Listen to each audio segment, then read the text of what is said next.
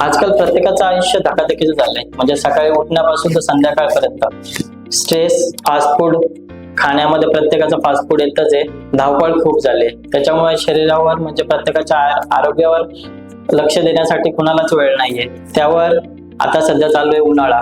उन्हाळ्यात तर म्हणजे थोडस जरी काम केलं किंवा उन्हात गेलं तरी थकवा जाणवतो. कारण प्रत्येकाला आहारामध्ये पोषण तत्व जे पाहिजेत आपल्याला ते भेटत नाहीयेत. त्यासाठी आपण घेऊन आलो आहे मिक्स बेरी ज्यूस. हे मिक्स बेरी ज्यूस 43 बेरींपासून बनलेलं आहे.